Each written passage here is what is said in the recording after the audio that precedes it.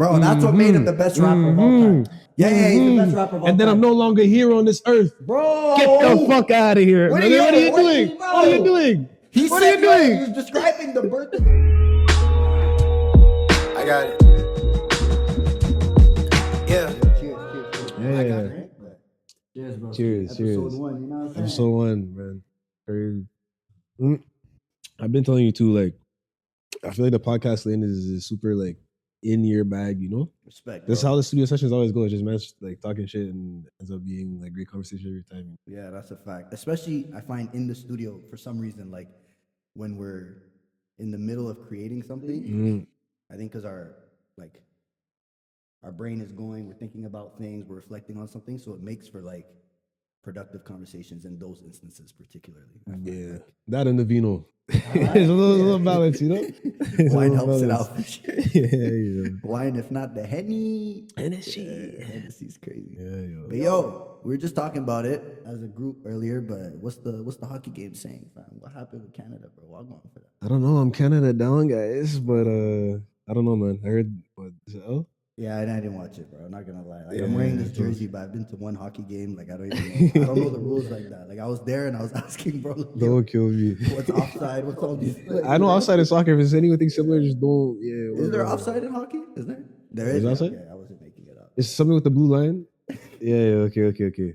We're terrible Canadians, bro. Yeah, but I'm not gonna lie. We should know this. There was. I know. Okay, so the women lost. Yeah. That was overtime. a big deal. In overtime. Yeah. That was a big deal when it happened. And then the men lost. So if people were freaking out at the first L, I can only imagine. Yeah, it's tough. We were just talking about it, but it's like bigger than just losing a hockey game type thing, you know, especially with everything going on right now. It's like, gotta big up Canada where we can, you know? So it's tough L's, bro. Tough one, bro. It is what it is. It is what it is. Good showing, though. I didn't watch the game, but I'm assuming it was a good showing. Yeah. Actually, on that note, I wanted to talk about the Olympics anyway. So shout out to, you know what I mean? There's some good black representation, bro, in the Olympics. You know what I mean? Shout out to Erin Jackson. She's the speed skater. You know, she didn't win the gold, but she did win it back in 2022. Okay. And apparently, or no, this is a fact. She's the first black woman to win gold in a Winter Olympics in an individual sport. Oh, fire. So, she's a young, you know what I mean, black woman, speed skater. And speed skating, like, you watch that shit, bro? Like, they're quick. They're quick. It looks like Tron, bro. You know how they on the light cycles and things, bro? It's crazy. Like Frozone. Like, super like, Frozone. The way they bend the corner, too, bro. Like, that's what I'm like, yo. Lean. Yeah. Michael, bro. I actually have a list. There's a bunch of, like, bobsled. Yeah, Jamaica had a bobsled team. Big up Jamaica. Yeah, bro. Like, shout out Alana Myers-Taylor. She's the gold medalist for bobsled. Fire. I'm not gonna lie, she doesn't look black, but she's black. So okay. Olivia Dean thing, bro. Mulatto or something, but you know, black stuff. Azora Hill, Mystique Rowe, Jasmine Jones, Keisha Love, Lala Edwards. She's a hockey player, but I think for the most part they're like bobsled athletes and shit. But shout out to y'all, man. Yeah, man. Big up the Canadians, man. Yeah. Big up Canadian black women. No cap. Yeah, they've been killing it. But yeah, that's for the Olympics. Besides that, I saw the what's the skiing joint when they go and then when they're in the air they just they try to be like the flying squirrel thing. Those ones. I know those ones. It's the jump. Like they go and then they just whoever can stay the straightest just lands the furthest. Yeah. I like that one, and I like the one where it's like I think it's called moguls, like where they have the bumps and thing. Yeah. That one's cock. My ACL can never, but it looks crazy, bro.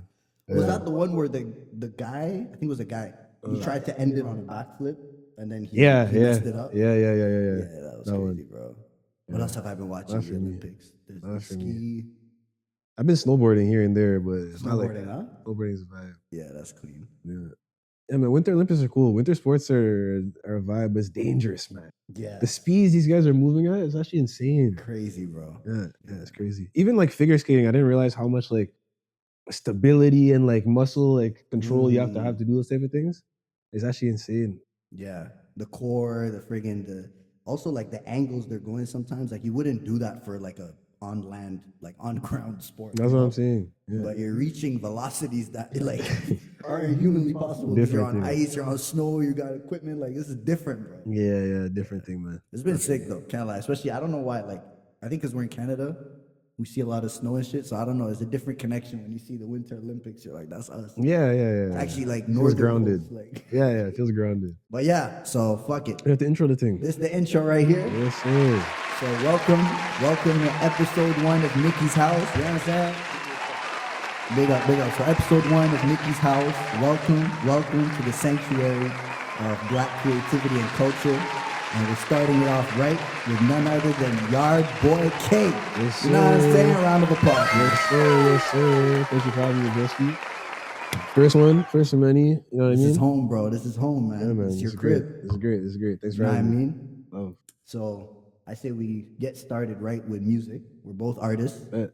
music lovers, hip Yes, hop sir. lovers. Yes, sir. So we could go Cole, Keem, June.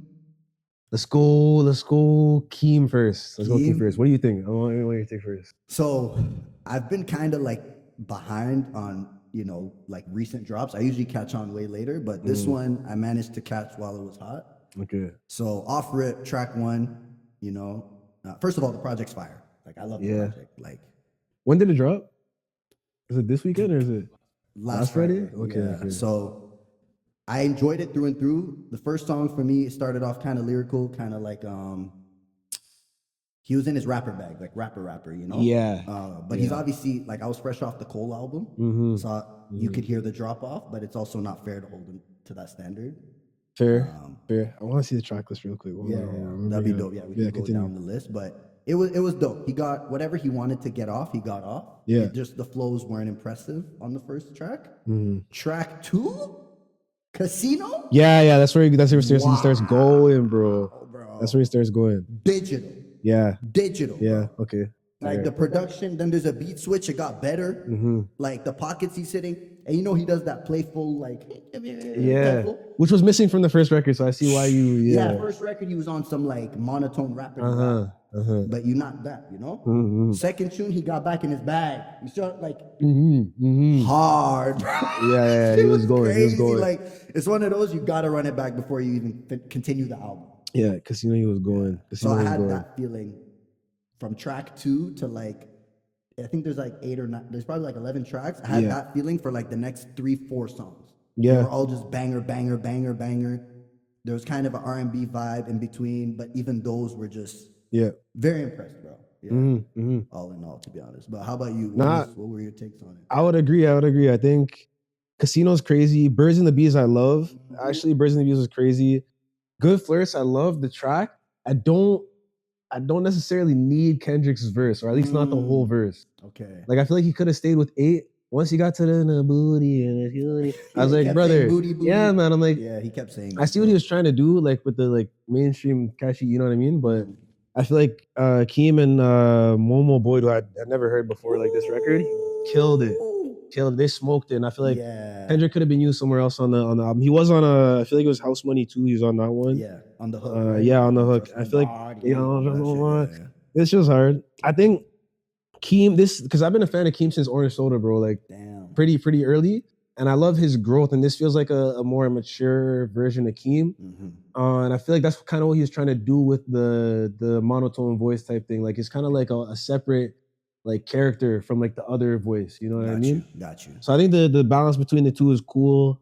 He's doing some different stuff, like on I'm Not a Lyricist. Like, that record was crazy to me, even though he just says flagrant shit, bro. The guy but anyways, I loved it. How'd you feel about was it Circa Freestyle? Yeah, Circa. I don't know. The end of the project I didn't really love. Like, Circus Freestyle was cool, like a 7.5 out of 10. But even like Sex Appeal I didn't need. Highway 95 Part 2 was cool. Dramatic Girl I didn't really fuck with, and I like J. Cruz, so I feel like I wish I got more there. No Blame was fire, but yeah, I don't know. Is that the last one? Yeah, No Blame's the last one. Not gonna lie, that's the intro and No Blame, I think, are the only ones I took off. Really? Like, I downloaded the album and then I removed those 2. I could be mistaken about the last one, but I know for sure I removed the intro and at least one song towards the end. Fair. But I did like the Circa Freestyle. House, what was it? House Money. House with Money Kendrick? I loved. Yeah. Like, especially the beat. Yeah. Casino, obviously. Birds, I actually really liked it because I felt like I was telling Nick in the car, like Kendrick usually on R&B type tunes does too much, in my opinion. Like think about Autumn Leaves by Chris Brown. Kendrick hops on there, starts shouting, like it doesn't like he literally just started yelling, like, and it's a soft tune. Yeah. So I was like, okay, I want to see him kind of match the flow of a tune that's not in his bag. Even though he's done Luther, he's done a bunch of R&B tunes, but I actually liked the simplicity of Kendrick's delivery and verse on the birds flirt, whatever. Oh, good flirts. Good flirts. Yeah. Keem to me was like I was blown away with the versatility. So I couldn't even tell it was him. And then Momo, she's amazing. Like they're saying she's low key the next SZA. Like, yeah, I think this project kind of shows me that like Keem could be, for me, he's like ahead of the new class of like who could take it. He's up there, bro. He's up there, huh? Like for me, like guys like Keem, Jordan Ward, White Crocs. White Crocs. Who else? I don't know, but I'm proud of Keem right now. I like what he's been doing, man. It's good. It's a good project. Yeah, that was the feeling, I guess. Yeah, because people who've been listening from time, like, you're like, wow, like I'm proud to see the growth. Just as like a viewer, as a fan, you're like, yo, you actually developed a new bag. The project felt very intentional, which as artists, like, you know, that's something we can recognize when someone has cohesion and intentionality behind a project. I will say, not to nitpick, but I was a bit tired of hearing about his mom by the end of the trip. He talked a lot. He said he did do a lot. I was a bit like, okay, I get it. Like, but it's his truth, so like, you know, it is what it is, bro. But it just can't, like, every song was, my mom didn't raise me, like, you know what I mean? Next song, Run Away. She really didn't raise me. Like, I left the house. Like, okay, I get it. Yeah. My uncle sold my Xbox to buy crack. I'm like, okay, he switched the members at least, you know. But, yes, facts. Same trauma over and over, but So what would you rank it then? 1 out of 10. 8. Strong 8. Yeah, I liked it a lot, and I'll go back to a lot of records. I think. Actually, 8 is 7.5 low 8. 7.5 low 8. Okay. Room for adjustment though, based on your re-listens, or is it kind of like you think you've gotten everything you can get out of it? No, it's concise. There's good records. It's just the ones that I don't like, I really don't like. Okay. But I think that's part of Keem's versatility, so it is what it is. I'll say 7.5 to like the low 8. How about you? Okay. Yeah, I could just be off the like hype of it because I do get like that with projects, but 8.4, bro, for me. Yeah, solid project. Solid project. Because I felt like, okay, if I enjoyed 80% of it a lot, that's like an 8.4 to me. Like that would be an 84% exam. Yeah, fair. So, I feel the same way. Yeah, that's how I felt. Okay, so Larry June, Currency, and Alchemist, bro. Bro, this is the one. This was the one. This is the one because it's all three of like, bro. Yeah. To this one, I think. Bro. But yeah, from 2 rappers, bro, it means something. Listen, Larry June has been killing it as of the last like, I want to say 2-3 years, bro. Smoking everything. I wasn't hip, you know what I mean? So I got put on like late. I think it was the one with 2 Chainz and Alchemist. Yes. Like last year you got. Yeah. Like I had heard some stuff from before, but I didn't become like a fan until like recently. That's a perfect project, by the way. Bro, that was my anyway. So this one, Larry June, Currency, who also I've been on for a minute. Currency is amazing, bro. That was new to me. This album, I was like, who is that? Currency, bro. Like, can't smoke weed to it, don't want to listen to it, fam. Currency. Currency is the one, fam. So if you put Larry June, Currency, and Alchemist all together, fam. Problematic. Different. Yeah, problematic. Different. This project I think it was like 7 records. Very small. Borderline EP. Yeah, just over an EP. But yeah, like the rapping from Larry June and Currency is amazing. And I think what I love so much about both the artists is like they don't overdo it. It's like spur of the moment kind of thoughts, but they all go together type thing. So like Larry June will say something like, playing tennis with my neighbor, talking about infrastructure type bars. You know what I mean? Yeah. Like it's not like mogul talk. Mogul talk. You're not telling a story or anything. You're just telling like little excerpts of your day and stuff. Facts. Over crazy production, you know. So an Alchemist, exactly. No, yeah, bro, monotone as hell. But yeah, like, and then Alchemist like yellow taped the whole thing. Like the production was crazy. Bro. Feels like you're in like their world. whilst you listen to the whole thing. So yeah, that was my favorite one of the last recent projects I've been listening to. Yeah, I hear it. As a nigga on like a let's call it middle class salary, I would genuinely, hand on heart, pay 10 racks for an Alchemist beat, bro. Yeah, like swear on to God. and split like the back end. Like Yo, no, you got every it. time I hear Alchemist, bro, like his project, someone else's project, he's featured as the producer. Yeah. It's all like the beat is always amazing. Serious every time. Like I don't think I've seen this level of consistency from a producer, bro. Mm-hmm. You know, like I can name you some Mike Will beats I don't like, some Mustard beats I don't like, some Metro beats I don't like, and he's my favorite all time. Alchemist, I can't really say I've heard a beat and was like, eh. But would you say, and just devil's advocate tactic, I love Alchemist, but Yeah, he stays super in his bag, you know what I mean? You're Whereas right. like Metro does his trap thing, but he branches out to other areas. Mustard has his bounce type thing, but he does other stuff too. Yeah, Same with like London, but Alchemist does what Alchemist does the best out of anybody I've ever seen. But and he stays in it. he stays in it? Yeah, But do you that's think true. that's why he's so great? Because he stays in his bag and hasn't done any, or does that make him so great? Because it's like I don't need to do any of the other stuff, you know? Yeah, I hear it. I think they're both right. Like I think he does offset the risk of putting out some trash because he's staying in what he knows to do. Mm-hmm. But then that also makes him great because it's like, bro, you're doing the same shit and it hits every time. Yeah. Like every time he does it, it hits. He's probably getting better quicker than he otherwise would, had he not focused on that one thing. Yeah. So I think both points are right. I think, he's 100% just doesn't miss, but to your point, it's because he stays in his bag too. So And that's kind of how I feel about. I'll segue to the next thing maybe, but first I was gonna say that's how I feel about Cole. But wait, what'd you rate Larry June and Currency and Alchemist's thing? First track, I don't know what it was about the production, but it just like, and I think because I was driving, so it was like the perfect setting, but it blew me away. Like I was just like, I don't know, it was like a sensation. I cut it on this. Yeah, I cut it on this afternoon. I was like, fuck, this is what I've been waiting on. Bro, yeah, serious one. I was on the highway and I was like, this is just perfect. Like the feeling was perfect. And there's a song on there, Drive Around? That one, if you don't mind pulling up the track list. I got you. Track 3 or 4, I think. It's like mad slow. Like that one. Yeah, Drive Alone. Drive Alone. I downloaded the whole thing. It's 7 tracks. Drive Alone is track 3. It's nuts. It's nuts. You know what I mean? Like I downloaded the whole thing. Usually I download an album. I'll remove the trash ones. I kept the album, bro. I'm not gonna. Now that I'm thinking back, I think Drive Alone I took off when I first listened to it. No way. Yeah, but then I went back. I listened to it a second time. I was like, wow, I'm sleeping. And that's the one that I go back to the most after having listened. But yeah, Spiral Staircases too, bro. Like I just love the opulence. The man's just talking about straight fuck you type bars. Like it's different. Now that you say it, like Larry June is really good at expressing his setting. Like he's literally saying like, yo, like he's describing the corners of the walls in his house. Yeah. So that will take you there much more than like if he just said like I'm up. It's like no, like the ground glares in this way. Like then you're like you can actually visualize it, Marble floors are glistening. This is what I'm saying. Spiral stairs.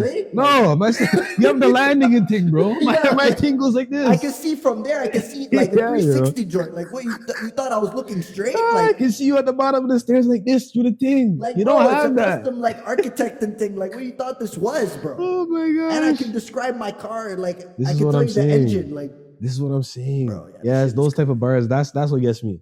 That's what gets me. So I really enjoyed it, bro. Not gonna lie. But you were saying Cole. Yeah. So similarly to Alchemist, you felt like he stays in his bag. Would you say particularly for the Fall Off?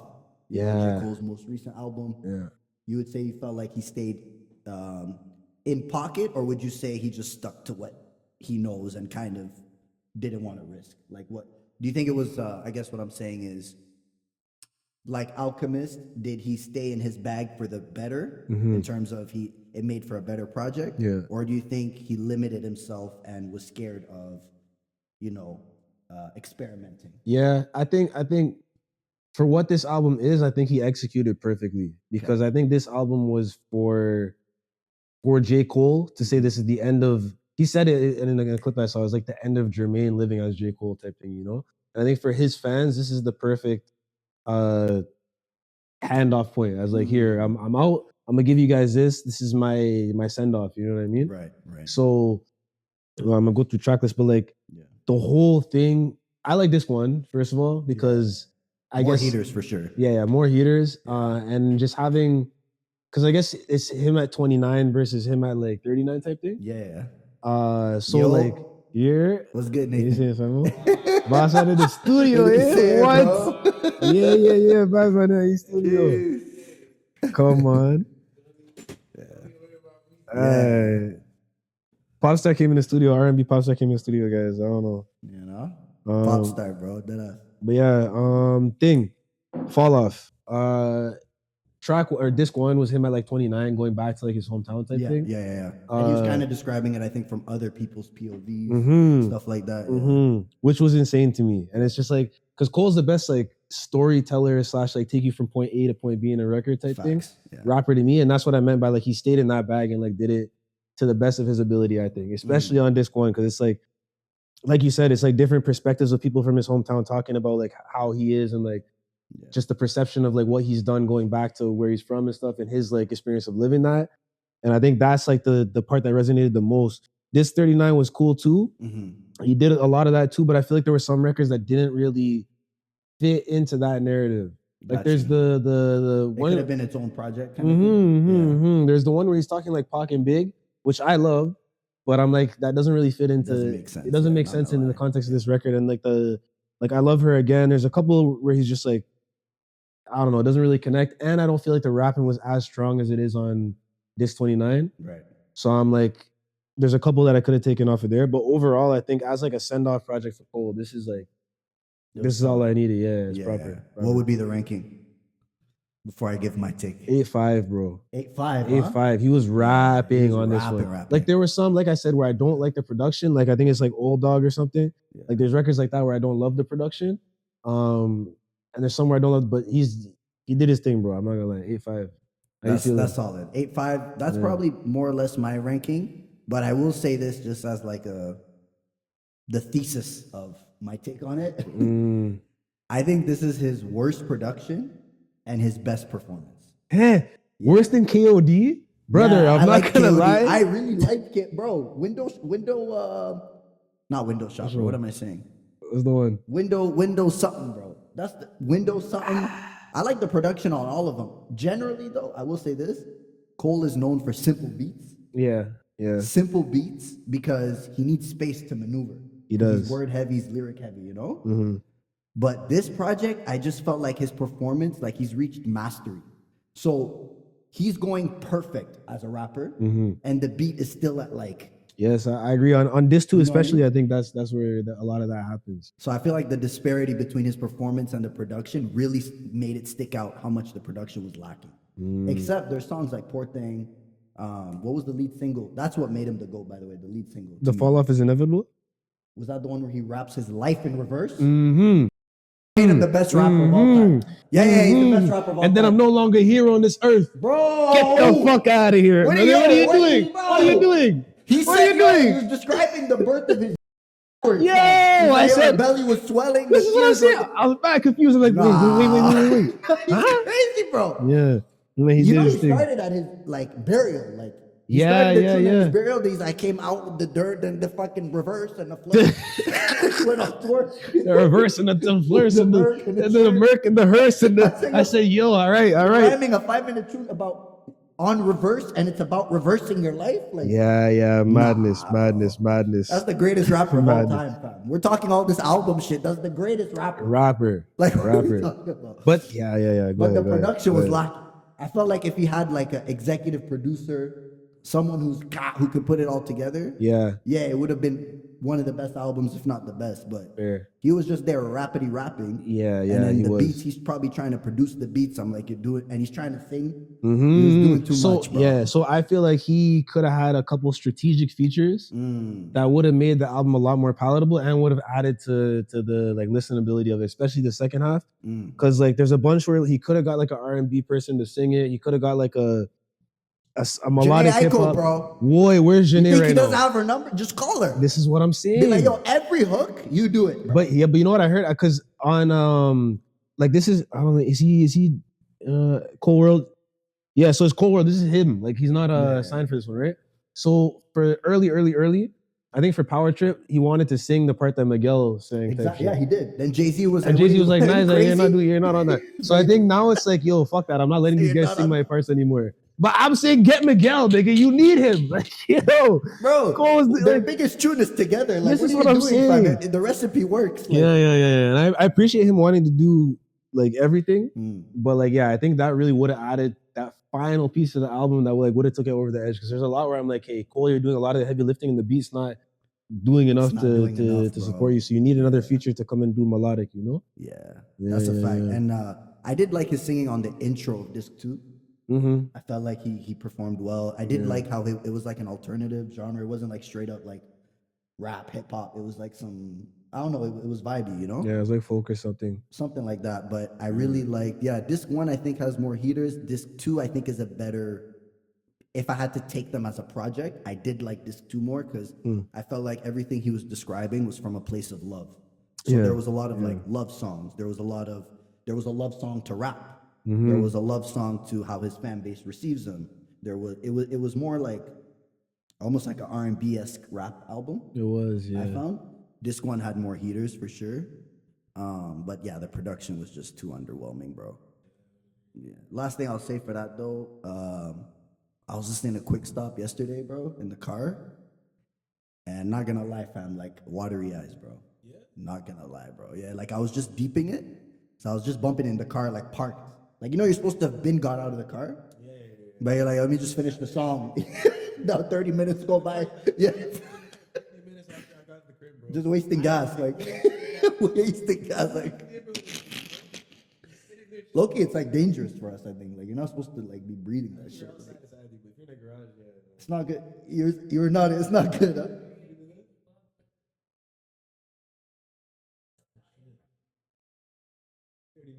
Bro, I risked my life to listen to this album, bro. This is what I'm saying. I'm dedicated to this shit. Nah, but Quick Stop, fam. Like that. Quick Stop, though, bro. Because I'm sure you listened to Joe Budden, right? Yeah. And I heard he didn't rate that one. He hated it. Yeah. So then it prompted me to revisit it. Yeah. And I got the completely like reverse effect. Like to me, it was, we're both artists, right? Like our dream and our goal is to one day have an audience that resonates with our music deeply, right? So the Quick Stop story was just him going to the gas station on like a somber thing. He's not feeling himself, shit's shaky at home, whatever. And he doesn't want anyone to recognize him. He just kind of wants to just fill up his gas, leave me alone, I got my hoodie up, right? Homeless man comes up to him. I think he's trying to sell him something at first. He's trying to sell him, he's trying to sell him weed. Trying to sell him weed, right? Yeah. And then he's kind of like, yo, I'm good type thing. But then he deeps it to J. Cole and he starts spilling his guts like, bro, you're the reason I'm low-key like still alive. And then they have a meaningful exchange, they hug, and then Cole gets like perspective on his impact, you know, his purpose, and it kind of just grounds him. As an aspiring, like, you know, successful artist, that resonated with me deeply because beyond whatever the superficial goals might be, that's really what the goal is. Literally, that interaction is why we create, right? Is to have it resonate with people. And I felt like he illustrated that picture, that like essence very vividly. He did. It's one of those, fam, if I would have blinked, it would have gone down my cheek. Like, I was crying, bro. Yeah. It was serious. Nigga, you know? So. It was serious. And from like you're right, how he executed was crazy too, because you could even hear in like the delivery, like as he is rapping as the fan, like his energy goes up and up and up and up as the verse progresses and it gets more intense and intense versus him at the beginning was super monotone in that record, which is like kind of expressing like, bro, I just hopped out the car, like probably going through whatever the fuck I'm going through today type shit. Yeah. And then I don't want to deal with this guy, whoever is talking to me, let me just keep it quiet. And then his like, you know, energy feeds off yours type thing. It's just, Cole is a really great storyteller, man. Yeah. An amazing storyteller. And I feel like had he delivered it monotone, which he does have a tendency to do on a lot of songs, it wouldn't have resonated. It might have came off as corny. Yeah. But to your point, because his delivery was so intentional with the message, to a point where he's damn near acting out the scenario, it just made it resonate that much deeper with me. Like, by the end of the track, he was yelling, bro. He was literally like, and there's no drums too. Yeah. I think there's a lot more you can get off on a tune when there's no drums because you have more space to execute. You know? So yeah, Word that to was Ghost. one thing that that was crazy. Yeah, crazy. But yeah, Shout out to him. on a different type of media note, you know, we were talking music. There's been a documentary that's been making its rounds on Netflix. Yeah. Next top model. Next thing, top model, yeah? Tyra Banks, man. Yeah, You know what I mean? yeah. Tyra Banks. We might be on different sides. I'm not sure Think so? what your take is. Yeah, we might have different opinions because I watched it, then thought about it, and then watched like other things and read a few other things to Yeah. get a more comprehensive analysis. Mm-hmm. But yeah, first thoughts. Did you finish it first of all? No, I didn't finish I'm at it. episode 3. Where did you watch? I watched like some of episode 1, a little Okay, bit, okay, and then I bet, just bet. like saw clips on TikTok, Instagram, whatever type. Okay, sick. Yeah. Spoiler alert, but we're That's gonna what I was speak gonna say. freely. Okay, Yeah. okay, We're okay. gonna speak freely. Okay. But I didn't watch the last episode. But It's 4 episodes? 3. Oh, 3. Oh, Three, yeah, okay, yeah, okay, yeah. okay. So first thoughts upon watching it. I think it's an example of like, okay, so like in the workplace, right? Because men's are in corporate, you know. Yeah. Talk You heavy. know how you come across some black people who are like super down to help you and see something in you, who are like, yo, I'm gonna help this guy, or I'm gonna mentor this guy type thing, you know?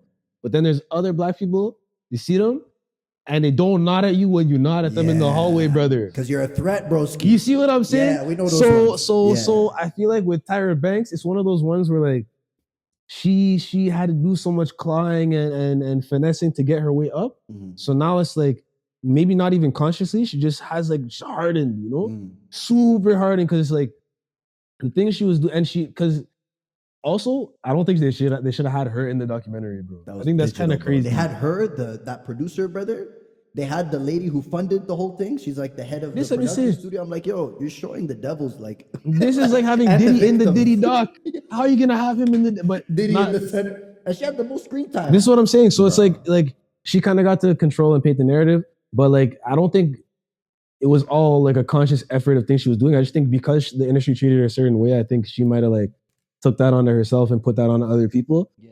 But the things is damn near humiliation ritual, bro. It's actually crazy the things she was making these girls do. Yeah. And then like there's the one where like, bro, they shaved that one girl's head with the dog clippers, gave her a bunch of balls. They were doing too much. I think that was production called and was like, yo, we need drama.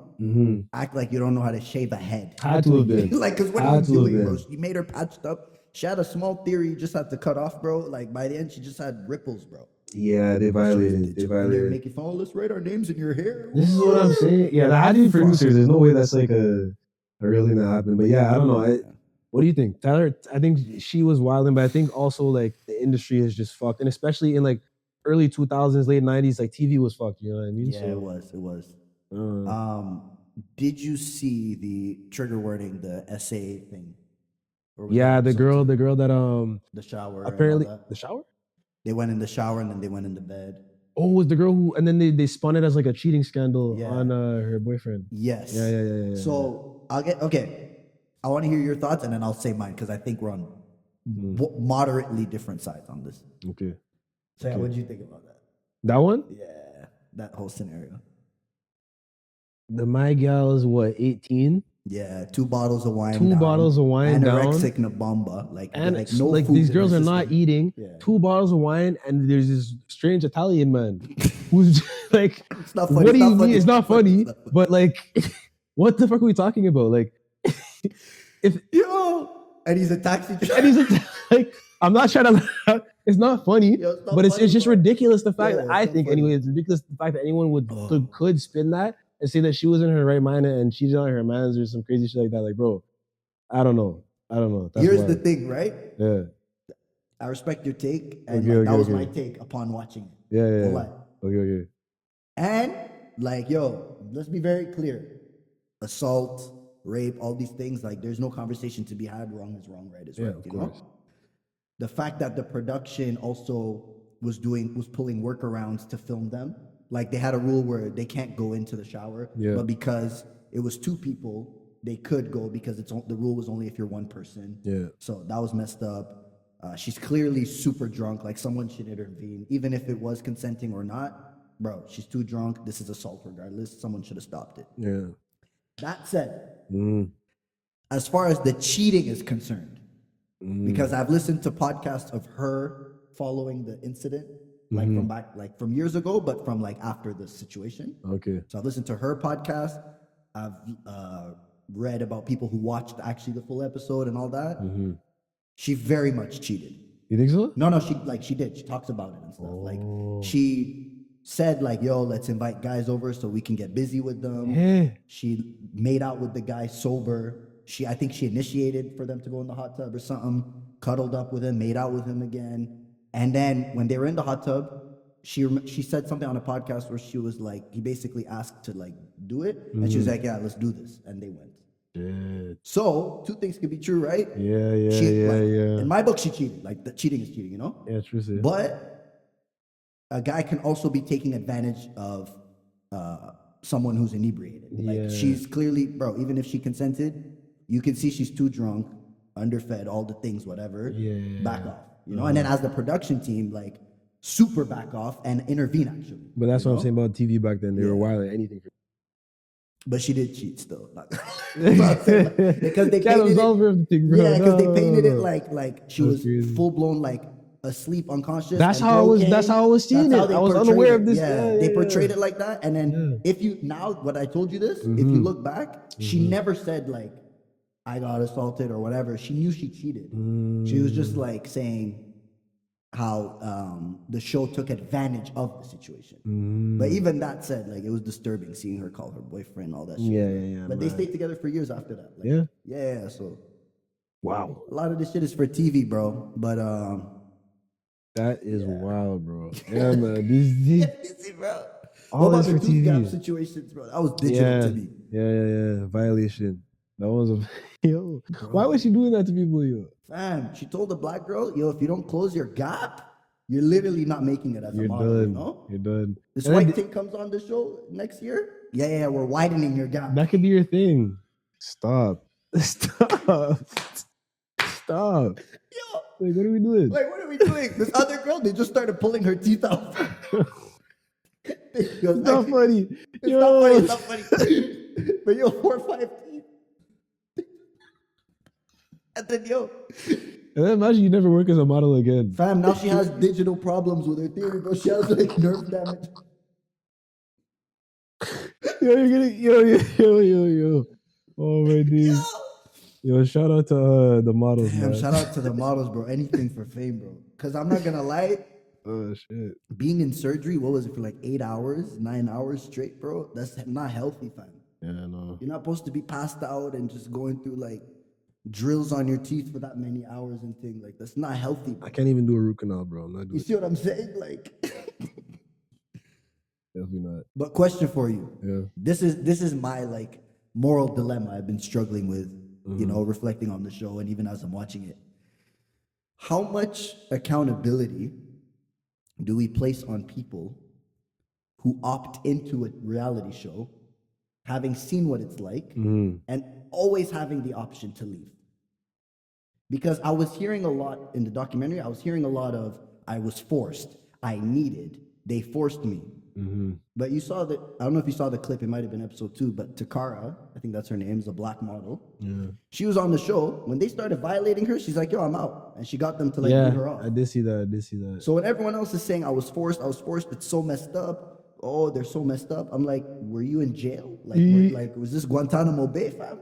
You know what this sounds like to me? That remember the dude from the Diddy documentary when he said I woke up sore in the bed with Diddy next to me and I came back the next day? Oh, bro, that was big. And this is what talk about. What do you mean I needed to? Yeah, no, you didn't. You didn't need to. Like, I actually like bun the career, like bun the music career. Yeah, man. Bro. It's actually not worth it. Like, okay, so I'll give some of the girls were young, so yeah, there's like grooming and stuff, and maybe their parents like lacked and weren't there to protect them from that. So fair is. But the reality TV production's gonna raise you, bro. Yeah, man. No.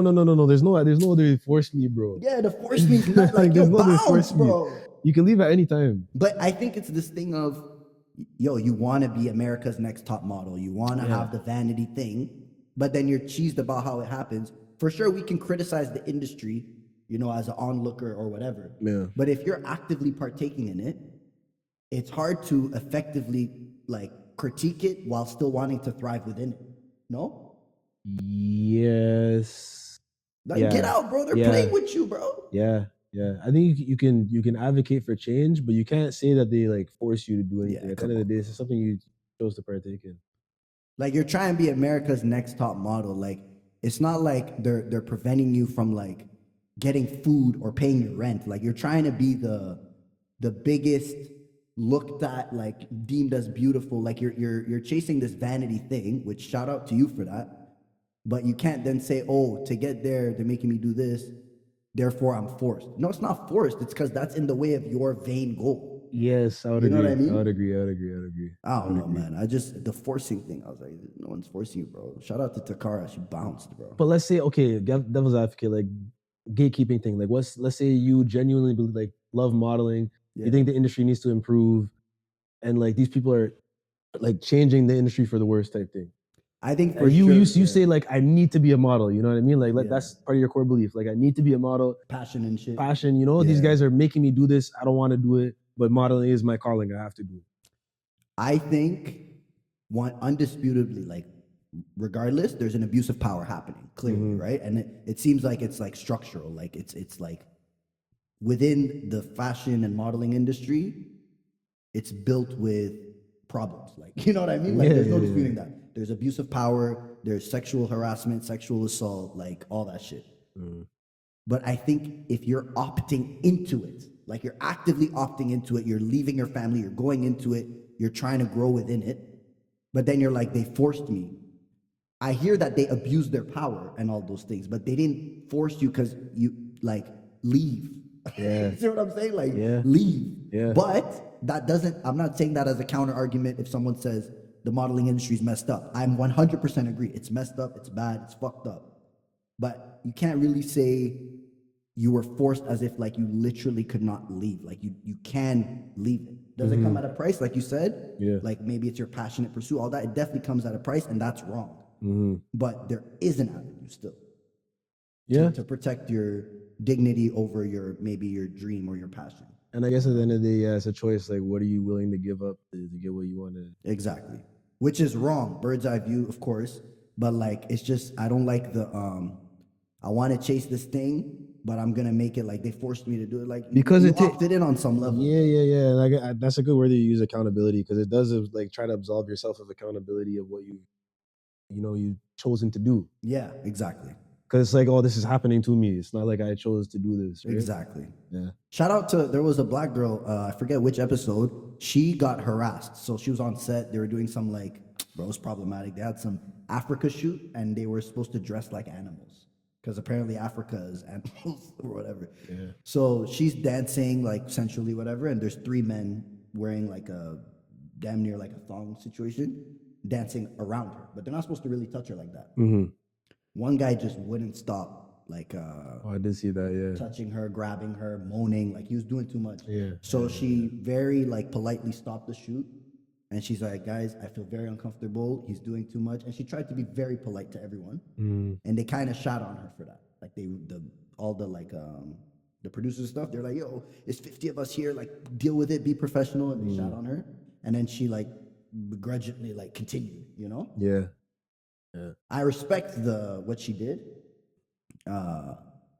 And I can't blame her for not leaving then and there because there is pressure and you're already there and whatever. But anything past that point, like you kind of know how these people are playing. Like you're in a jungle that you know is with like wolves or whatever. So it is wrong that they're behaving like that, but you know.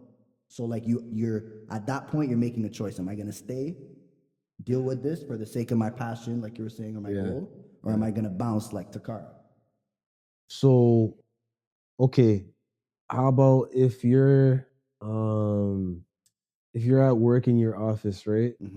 And your boss is an elderly woman, right? And she comes by and massages you on your shoulders every time and says, That kind of happens still. yes. I know those ones. I know you know these ones. Actually, that was so digital. So bro. you know Does what? this really happen, bro? This is what I'm saying. It's such an icky feeling, bro. So this is what I'm saying. And so if that happens in your workplace, right? Yeah. I could bounce. But this should not be happening in my workplace. So here's my pushback. Work, in terms of like, we work 9 to 5s, right? Yeah. That's a means to like survival. Like you actually can't pay your bills. You can't eat. You can't live without work. Yeah. being America's next top model is like you're reaching for the stars. It's not, you're not trying to make ends meet. Yeah. You see what I'm saying? So an equivalent would be if before all this Diddy shit, if Diddy came and was like, bro, I'll give you an opportunity to be the next biggest rapper in the world with a chance to get a Grammy. Do I know he's Diddy like how he? We don't know yet. We don't know yet. So we opt in. We leave our job. We pursue it, and he starts pulling what he was trying to pull on the producer. Wallahi, bro. I'm going back to corporate, bro. You see what I'm saying? I'm going back to the office. The cubicle's crowding. Come on, man. At that point, if you stay, you kind of like, I'm not saying you chose it, God forbid, bro. But you get what I'm saying. It's on you. It's on you. Come on, man. Yeah, let me work my 9 to 5 quickly, bro. Where can I drop off my I'll find TV? another way. You know, I'll find another way. Like, come on, man. Yeah, we can make it. That's what I'm saying, because the model thing is a very, like, it's a high-reaching, you know, entertainment. Like, you're reaching for something big. It's not a means to an end. No one goes to modeling to feed their kids. Yeah, true. They go there to be top dog, which salute, because we do that with music. But it's not worth your dignity, in my opinion. And clearly, it's not for the girls either, because it affected them and it brought a lot of pain. But it's like, I don't like framing it as like they forced me, they contained me. They did it, bro. Like, you signed up, you stayed, you kept staying. Yeah, after that day, I don't know if I would have come back if it made me feel that uncomfortable. See what I'm saying? But yeah, like you said, abuse of power, sometimes power dynamics can make people do that's true. Different things, you know what I mean? The age gap was a big point too. They're like 18, 19, hungry as hell. Like, and then you might think like, this is what I'm saying. Because the environment that they're creating is like, you're doing something against the norm by not allowing, like, by having that boundary, you know what I mean? So then it's conditioning you to think, okay, well, fuck, like maybe I'm fucked up or too guarded to be in this industry and I shouldn't have these boundaries, you know what I mean? So then there's like a psychological thing at play there where it's like, these people are knowingly manipulating young people and they're just coming of age type thing, knowingly manipulating them into an industry where you're taking down all their guards and boundaries and things to abuse them. So it's like, I do see where someone could see that and be like, "Rah, I was forced." But I think as well, you also have to have agency within yourself going into an industry like that, or have people in your corner who are gonna look out for you while you're going into industry like that, you know? Right. So a lot of times, like, I blame the parents, man, because like, bro, even if these girls are 18, 19, like, and they have their parents, like they just came from their parents' house, moving out of their parents' house, like, bro, you still should have some type of connection to your child where like you're somewhat monitoring what's going on, you know? Right. But I don't know, yeah, man. Shout out to them. Shout out to them. And you're right, like even the girl who cheated, like she was talking about how growing up, like her parents' situation was mosh. Like she actually like raised herself type thing. She was like 18, impressionable. So there's definitely abuse of power, manipulation going on. But I don't know, bro. I feel like at 18, bro.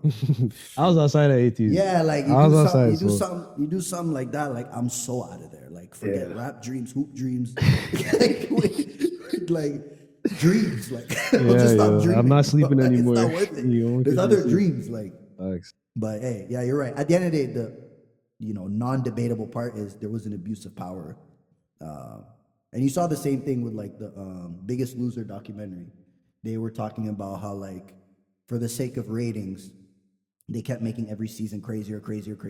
Yeah. And people were manipulated into doing things that were harmful for them, like long-term harmful. Yeah. So I also think that was kind of TV culture at that time. TV was reality TV, but bro, what were we doing? Bro, it's nuts. I was like Fear Factor and thing, bro. You had man dumping tarantulas and cockroaches on like what do we actually do? Like who watches Jerry this? Springer and thing, bro? Maury, backflipping because now you're you. My God. Why is everyone black? You're perpetuating the most digital stereotypes, bro. Yeah, man, yeah. Jeez Louise. The one thing that was live back then was Storage Wars, though, bro. I used to watch that religiously. Which one was that again? Storage Wars, when they go and find like abandoned storage units and they auction the thing. Jeez. And sometimes they have like a bunch of like whatever in there, but sometimes they find like, bro, like antique records, antique whatever. Yeah, crazy one. That one and flipping bro, shout out to History Channel, Man versus Wild, bro. No, not that one, but also what's it called? Manhunter, some shit where it's like the guy on the horse. I'm tweaking, bro. It's just me that watches late night TV. One of them ones, yo. When Robot Chicken comes on, them ones. Those hours, bro. Yeah. I remember, what was it, Move the Bus or whatever? Which one was, you know what I'm talking about? When they renovate the joint, they renovate the whole house. Yeah. They have the thing in front. Nuts, bro. I like that show. But apparently it was cap. Apparently they would leave them with like mad they did a Boondocks episode about that one, bro.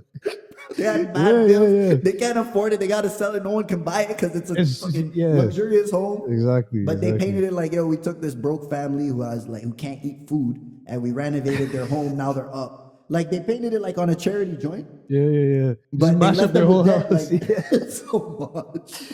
Yeah, the renovation's like half finished and shit. The kitchen's not even done. The laundry machine's not plugged in, bro. But it looked nice, you know? Yeah. I think if I remember, if I'm not making it up, I think I seen an episode where they did the renovations and the lady saw it. She ate it. Yeah. I do remember that. Because they had like love it or list it. Yeah. She's like, what'd you do to my house? I'll be cheese too, bro. Because like, what the fuck are you doing putting like a moose head in the middle of like why is it green? You know? Like, yeah, fam. Color palette's not matching or anything. Or you come back, it's red, like bright red. Fam. Yeah, fam. Like, that was like Pimp My Ride, bro, back in the day. Pimp My Ride was like, I know I'm a nurse, but why do you have the machine in the back of my whip, bro? Yo, what the fuck are you doing? They used to bring Shaq, like all celebrities. They already have a gaddy, but then they're like, yo, we'll pimp it out. Like, they give Shaq the extendo crazy, truck, bro. Big Denali, like crazy things, man. Yeah, TV was crazy back then, man. Yeah, TV was nuts. I'm not gonna lie. Yeah. But on a more modern tip, you know, TikTok is basically our new TV. Yeah. Peep the segue.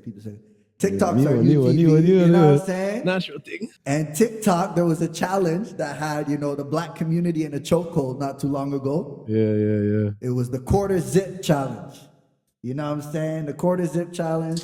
Had man's in a chokehold. I even seen a video the other day by these finance guys I follow, and they did like a skit where like a bunch of teenage boys came in with a Nike tech, and then he like said like no. Then they changed and came back and quarter zips.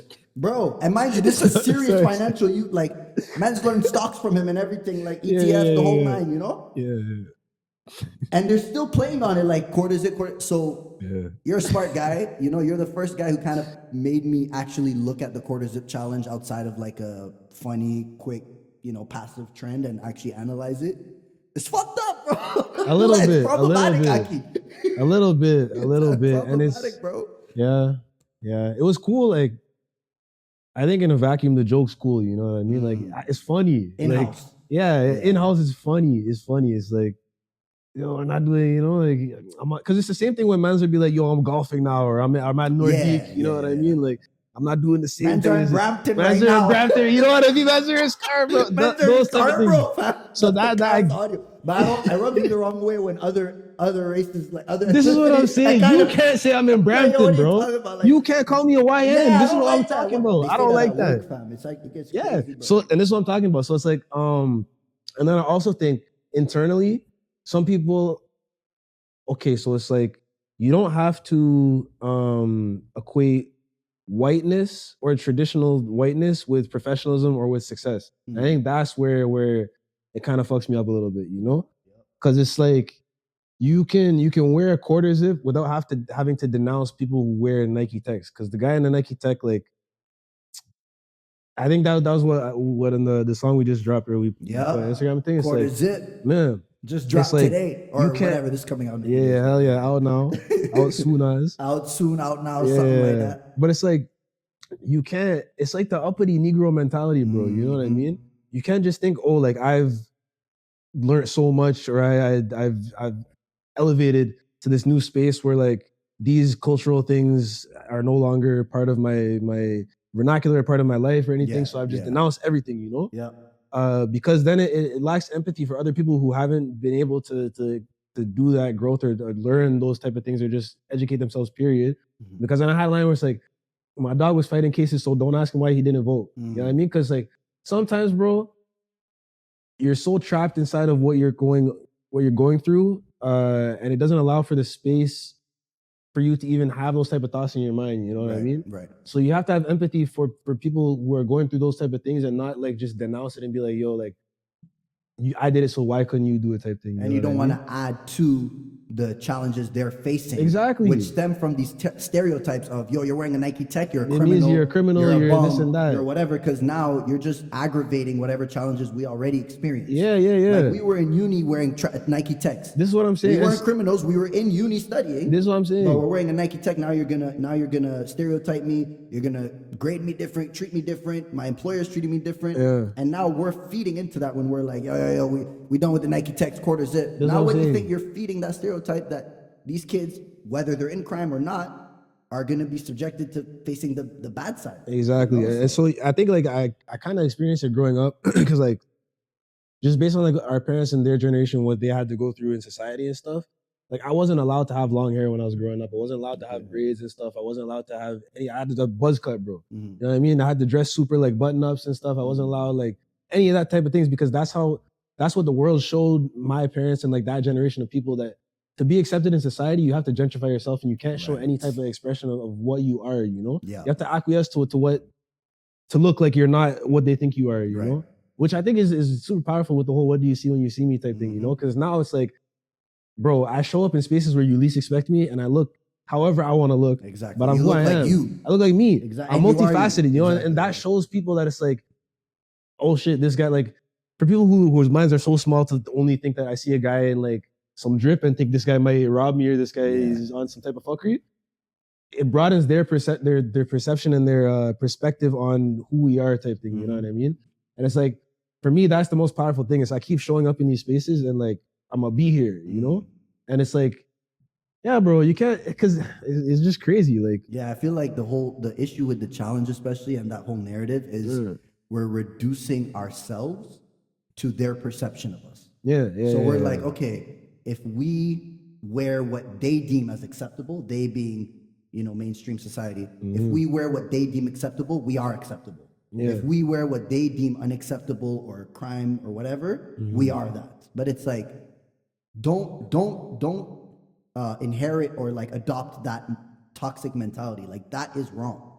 How you show up is how you show up, and how you show up as a person is what should be received and judged. 1000%. Not how you dress, which is, you know, that whole thing is judged based on prejudice. Like people view the Nike Tech as a bad thing because let's be real, because black people wear it. Yeah, man. That's why. So it's not because it comes with crime. It's because it comes with black skin, which is intentionally associated with crime. So it's like, let's not perpetuate that by being like, yo, I'm a good guy because I wear a quarter zip. No, bro. You could be a good guy who wears a quarter zip. You could be a good guy who wears a Nike Tech. But you should be based on what type of guy you are. I know bare people doing white collar crimes. You know, are you guys you a geyser or no fam? Are you a geyser? Like, you know? This is what I'm saying. So, but I know bare people doing white collar crimes in the quarters. You see what I'm saying? The most foul of crimes. Bro. Yeah, bro. Insurance frauds and thing, bro. You wanna, crazy. Bro, fraud. You're talking about putting carcinogens in the theory, bro. Like, and then having millions of people take it. Like, they're wearing suits. Forget a quarter zip, 3-piece suit. Most digital criminals you ever heard of. Mafia bosses. What, you think they're wearing Nike Techs, fam? Yo, Facts. Pablo Escobar, he was sending hits playing soccer, fam. You know, and the most digital Dolce in the Gabbana you've ever seen in your thing, life, bro. The linen thing flowing in the wind, you bro. think he's wearing the Nike Tech? No. The Nike Tech, he maybe stole a bag of chips, bro. Yeah, man. Go for a bit, fam. Yeah, that Presto Relays game? Come on. Like, he's busting when he gets home. Like, what are we talking about, bro? Fuck. But yeah, so. Yeah. I think the challenge, like, is cool in isolation and shit, but I just think it's like a dog whistle type thing, you know? But it's, I just, layers to things, you know? Yeah. Layers to things.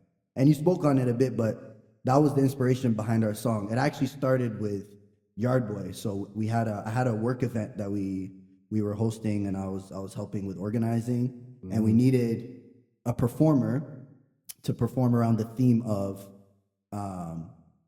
like empowering youth and their parents to be better advocates for them in the school system, because black youth face a lot of injustice. You know, they call it education justice kind of thing. So I had Yard Boy, I asked him if he could make an original piece, a cappella, and you did it. You know, you bodied it. It was What Do You See When You See Me? That was the theme. You performed it. We had about 130 people in attendance. Yeah, everyone was coming up to him, to me, to my boss, like, wow, like, who is he? That was so powerful. Some people came to you, I think they said, like, you reminded them of their like their son who's no longer here. And your message was very powerful. So from there, I followed up. I was like, bro, let's turn this into a song. We made it a full song, and now it's out, and it's basically called Quarter Zip, based on like, what do you see when you see me? You know, is it a quarter zip or a quarter zip? See what I'm saying? And that's why BK right there. So you know what I mean? So yeah, check that out for our artistic expression of what we just said here. But yes, sir. Yeah, that was I had like I don't know 2-minute verse on there because I had a lot of Bro, shit it's to say, bro. talking, bro. I had a lot Talking. of shit to say. Yeah, man. But yeah, you thank the vibed that, Heavenly bro. Father, nigga, black as hell. Black as hell, bro. Yeah, you know? man. So Bars. yeah, I feel like that was an important message to correct. To be honest. Yeah, with you, know? yeah, super. But yeah, but I'm saying all that. I got a few quarter zips. Like I'm not mad at it. But Oh no, like, no, I you know what I'm frequent a saying? quarter zip. I frequent a quarter zip. But the thing is, it's balance, brother. It's balance, you know. That's a fact, bro. Yeah. So we're still in February. Yes, you know sir. what I'm saying? So it's still Black History Month, even though that's every month. But you know what I mean? The official thing. Yeah, what they say. And we're in Canada, obviously, Cap City, you know, Ottawa. So I was gonna ask you, like, what do you think? What does Black History Month mean to you as a Canadian? Because you know we always hear there's no racism here, there's no racism in Canada. Yeah. Like, you know what I mean? We're the very peaceful, which we are a peaceful country, peaceful people, but there's very much racism, systemic racism. But I just wanted to hear your thoughts. Like, what does Black History Month mean to you as a Black person in Canada? Yeah. Yeah, we need refills. Yeah. I think it's interesting, like being a Black Canadian, bro. It's a little bit different than the experience of like Black Americans in that we don't necessarily share like a respect. We don't like have like a shared heritage the way that they do, you know? Like for them, it's like foundational Black American is like what they all identify as, right? So it's like that heritage and experience is what unifies them.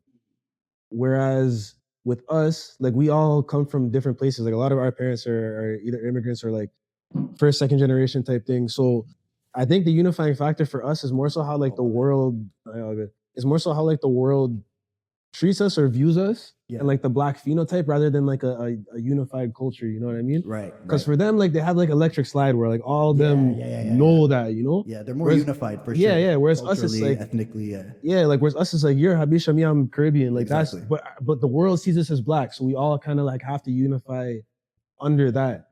There are like foundational Black Canadians who come from like slavery and well Africville and all them. exactly. But for a lot of us, it's like a more of a diaspora that we unify under the way that the world sees Black people. Yeah. So I think for us, like it's just about celebrating our own cultures, but also celebrating the fact that you know we do have to band together and support each other as a community because of the way that the world views us. Right. For me, that's kind of how like Black love and Black support goes for me. You know, it's not just about Caribbean people. It's not about just like African people. It's about everybody. Yeah.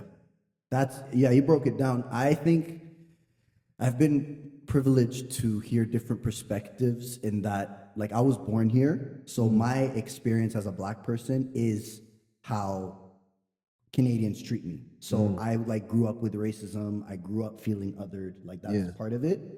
But my mom or like, you know, family members who immigrated, like my mom immigrated when she was 14. So she had her like foundational years back home and then came here. And she describes it that like when you come here from already being home, racism is a completely foreign concept. So there can be a disconnect a lot of times with communities who've been here for multiple generations versus communities who just got here. Because they're like, what are you talking about? We're not that, like, we're not the same. We don't go through the same thing. Like, what are you talking about? Because they're still learning the what race even is. Because race itself only exists when there's a racist person, right? Exactly. That whole thing is foreign to us. And then there's a phase of like understanding it. Then, like you said, there's a phase of connecting with others who are subjected to that same prejudice, right? Because you're Caribbean, I'm Eritrean, Ethiopian. People see us as niggas. Like, you know, like they're not like breaking that whole thing down. So we can connect on that experience, and then that's what makes us Black. But we also are Eritrean, Ethiopian, Caribbean. You know what I'm saying? So I think in that sense, Canada is much more there's much more immigrant people of like an immigrant background, like recent immigrants. Yeah. Even though there are people like that are literally like African Canadian. Yeah. But yeah, I think that's the slight difference between us and America. Like we don't have their particular, history, like the transatlantic slave trade, and but yeah.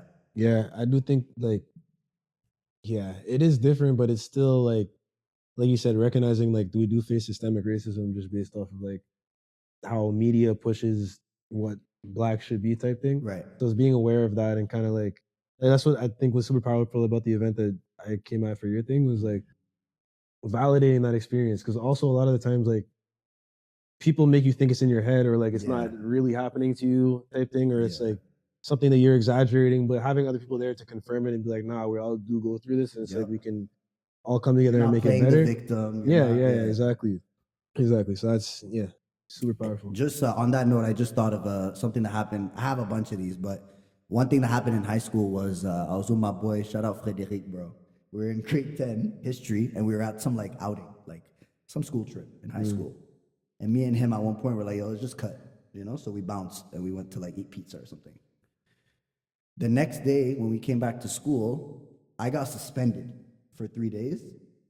This is on my life. I got suspended. He got nothing. And the teacher knew we were both there. We both got, it was 100% the same thing. I got suspended. Yeah. He got nothing. And I remember asking about it, and he's like, "No, you got to take accountability for what you did. Don't worry about others," type thing. So my mom was like, "Okay, you're suspended. Don't worry about others. Respect your teacher's authority, but I am coming to your school because wrong is wrong." Yeah. So she came to the school. She asked for a meeting. They had like the vice principal and a few other people. And they were talking, breaking it down. And then she just said, "Okay, I have one question for all of you. Why was my son suspended, as he should be, because he skipped, but the other kid wasn't suspended?" There was 3 teachers. One just got up, crashed out. She said, "If you're it was in French, si tu m'appelles une raciste, like if you're calling me a racist right now, I don't stand for this." And then she ran out, like she bolted, slammed the door, and bounced.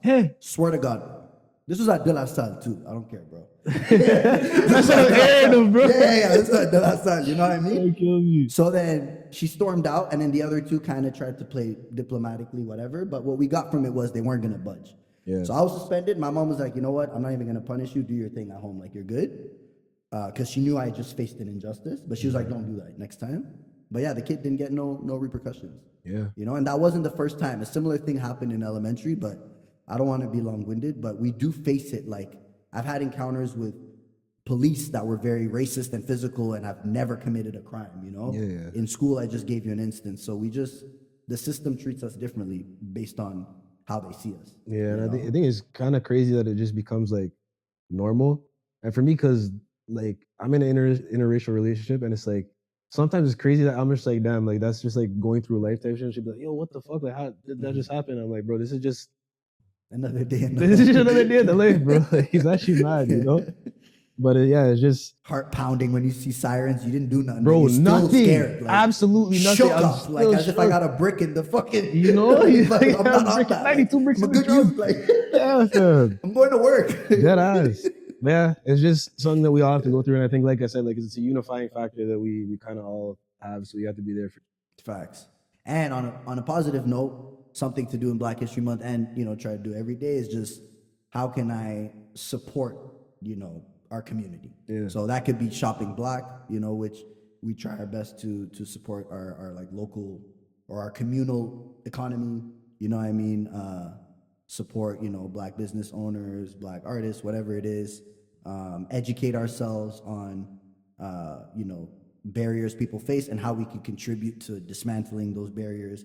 Whether that's advocating for people we know, like in our family or in our community, or raising awareness on an issue, or contributing financially, like having that intention and that proactivity towards dismantling these barriers that we face, I think is a good thing to do in Black History Month and just in general. That's kind of what Black History Month means to us. So we're artists, right? We rap. I know you rap and sing. So how does this, what we just talked about, show up in the music? Besides, what do you see when you see me out now? But Yeah. It's like shameless plug. you know, I think it's like because my music is just like a commentary on like how my life is, right? So it's like whatever thoughts pop into my head while I'm walking through my days. So I think it's like that commentary is always part of like the reference or frame of reference that I speak from, you know? right? It's like, oh, how do I explain it? Like if I say I don't know, eucalyptus burning in the sauna while I meditate type thing, you know?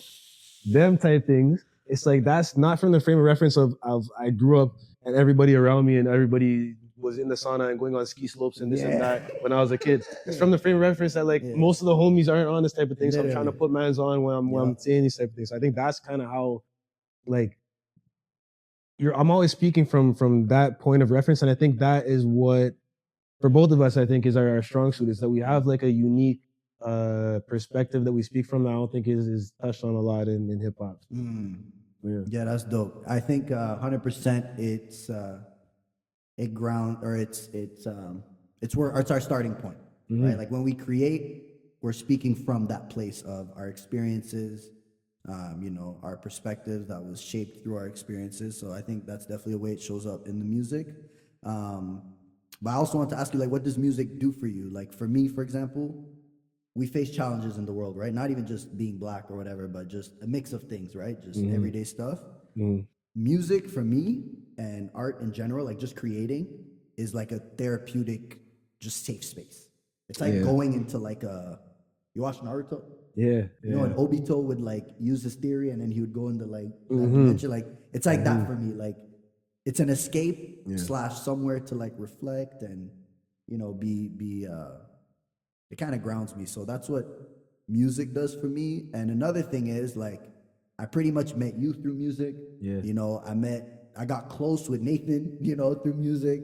I met a lot, you know what I'm saying? There's a lot of people I've met or have enriched my relationships with through music because we're connecting through creating something. Yeah. So I think that's what music does for me and also how my experience shows up in the music. But I wonder what it does for you. Yeah, it's definitely therapeutic too. I think music, it's like the soundtrack to my life, bro. So like, there's always like a vibe for whatever I'm doing, you know. And I think making music versus consuming music is two super like different releases for me. Like making music is kind of like sports for me. Okay. Because like I want to kind of like beat myself every time I go in the studio. Last time, like I used to be like I used to love sports, bro, just because like the competing against yourself. You're a student athlete, fam. Yeah, man, that was my thing, man. you know. So like just being able to test your limits and like test your discipline and push yourself every time. I think that's what yeah. So I think that's what I use music for now, just because I'm not like seriously an athlete anymore. But then consuming music is like it's super therapeutic. Like it's just I guess on the making music side too, because it's like you're converting energy into sound waves. Like whatever I'm going through, I can make a song, and then somebody else who's going through the same thing, it might resonate with them the same way, and then like we both feel the same thing or connect on that type of wavelength. You know? Some quick stop shit. Yeah, facts. So it's like I think that's therapeutic for me because it makes me understand that I'm not alone in what I'm going through or how I'm feeling, whether it's like a happy emotion or it's a negative emotion or somewhere in between. So I think the release of being able to not only make something for myself, but put it out and have other people resonate with it, I think that's super therapeutic. And then being able to consume that as well from other people is like why like people always ask like, what are you gonna trade, music or movies? It's always like movies, bro. I don't listen to music over anything. Yeah, and it hits deeper too, I find. Like I don't know if it's the fact that it's sound and you have to like it's imaginative, right? Because you're not seeing it. So your interpretation of it is how you receive it. Whereas like a movie, it's kind of all there for you, right? There's not much room for imagination. So I think that's why music and even books, like fiction books. I was gonna say it's like reading. It's like music reading, is like reading for your ears, bro. Woo, reading for your ears. That might be the title. Help me. That might be the title. Reading for your ears. Hold on. That's crazy. But yeah, okay. So I think we'll end it there. But the last segment we'll do right here is called the Quick Five. Okay? Oh shit. It's a trivia. Yeah, don't worry. Don't worry. Okay. So quick five. So I'm gonna ask you 5 questions. You have 5 seconds to answer each one. So yeah, don't look at the screen still. But since it is Black History Month, we haven't on some blackity black, you know what I'm saying? We're gonna keep it on that theme of Black Canadian history. So you should know this, you know. No, I'm playing. This is what I'm saying. You're making me look bad as hell, bro. You about to make me look so bad. Oh my gosh. I cheated, you know. I researched these things. Man. The man has a thing. Hold on. Okay.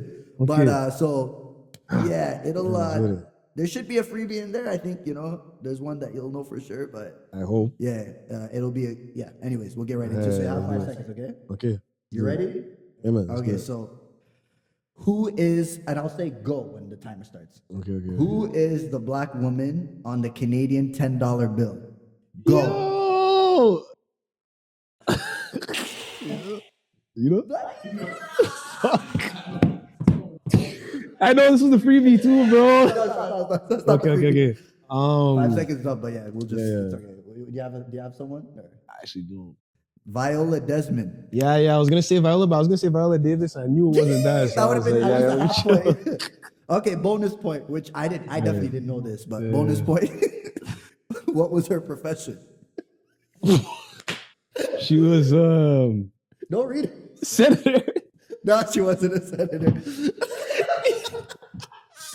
She was a beautician, bro. She was an entrepreneur. Okay. She had beauty products, a beauty school, like way back when, as a black woman. So she had a beauty school, beauty products, and she was, of course, an activist as well. So that's kind of why she's recognized in a, at scale like this. But she was a very successful, black woman entrepreneur. So shout out Viola Desmond, man. So this next question, this one I ended up. What's up? All right, and we back. So, question 2. How you feel about? You think you're ready? No, but let's do it. Let's do it. Okay. Who was the first black player to play in the NHL? Hint: he's a Canadian. I'm not looking like Okay. Nah, but he was black, so black NHL player. Shout out to you. But this is way back when. His name was Willie O'Ree. Shout out to my man. He played in like the late 50s, early 60s. And so you know how people will say like, "Yo, I could do it with one eye closed." This guy was actually half blind. What time, broski? We're gonna wrap up soon. This guy was. No, you're good. Don't worry. Okay, bet. One time, broski. Willie O'Ree, black player from the late 50s, early 60s. Bro, he was 95% blind in one eye, bro. He took a puck to the face, it shattered his cheekbone, made him 95% blind. And obviously, if the NHL knew, he wouldn't have been allowed to play. So he finessed it. He would avoid all the eye tests. Like, anytime there's an eye test, he hadn't taken an eye test for like 20 years. So he ended up having a whole like professional hockey career. A few of those years being in the NHL and like scoring goals, having assists, the whole nine. So taking like the first black player kept up with y'all with one eye. You see what I'm saying? Like, odds stacked against them. So shout out to Willie O'Ree, bro. Might need a jersey, but okay, this is the third question. Who was the first black woman? This is low-key a freebie. Who was the first black woman to serve as the Governor General of Canada on a political science team? Think of any Governor General you know. No, you know this. I'm not gonna lie, you know it. You'll be cheesed when you hear the name, not gonna lie. Governor General, bro. Black woman.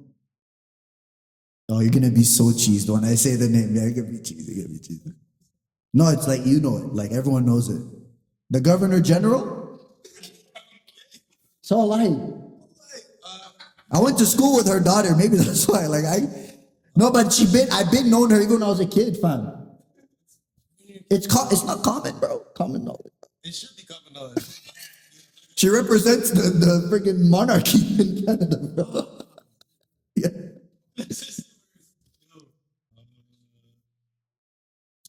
I'll say the name and you'll all be like, oh. If you don't though, that'll be funny still. You wanna know? Michael Jean. I said Michael Jean. Oh, you did? Okay, you got it. I've never heard it in English. I'm not gonna. That's why. Yeah. Michael Jean. Well, that's what I know. Yeah. Michael Jean. Yeah. So you got it. That's her. So okay, you got a point. Yeah, Michael Jean, bro. I think she's Haitian, so it's like a French joint. Okay, this one you might get. Question 4. Spell Etobicoke out loud in less than 5 seconds. Go. Wait. Wait, run it from the beginning. Yes. Yes. Yeah. Yeah. I figured you're from Toronto, so you would know them things, you know? Like you lived there for a minute, so I was like, okay, he should know this. But yeah, that's Etobicoke. It's spelled like Etobicoke, basically. Okay, last one. What is the name? This, if you've ever gone on like those random deep dive research joints, like you would know it. Actually, you do know it, but I won't spoil it. What is the name of the historic black community in Halifax that was famously demolished in the 1960s, becoming a symbol of black Canadian resilience?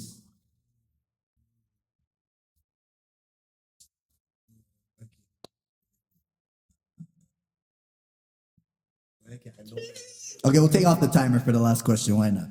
It's Kids. Nah. No, it's not kids yet? No. I mentioned it in passing earlier in the conversation, and you were like, yeah.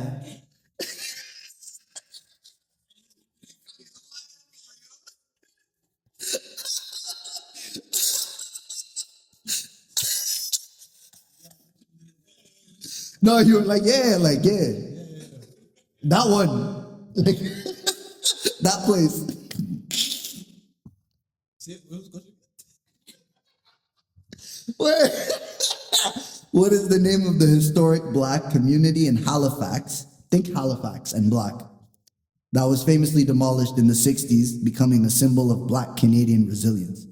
They duppied their thing. Like they built landfills there. They tried to push them out, destroyed their businesses. Like, you know what I mean? Halifax, black. It rhymes with a Mac Mill.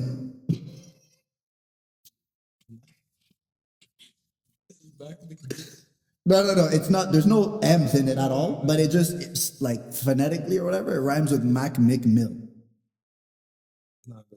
Attic ill. No. Okay, Africa is kind of in the word. Africville. Yes, bro. Let's go. I know you know it, bro. Yeah, I know you know it. Okay, respect. So that wraps up the show. Yeah.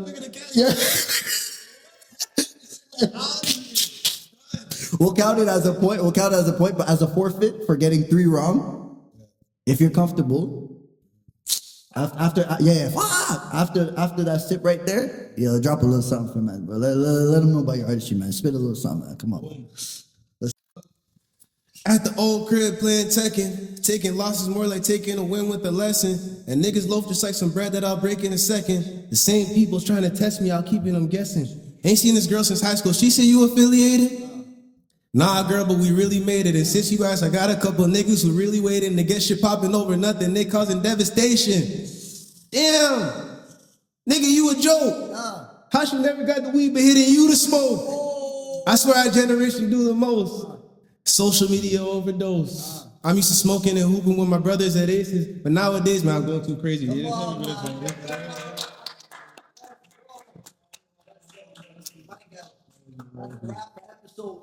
Miky's house. Shout out to y'all, boy Kizzy. Big Miky ass in the building. Bro, Come on, man. Shout out to you. Episode 1, we did it, man. Bit. That's it. See you guys next time. Wow. We out.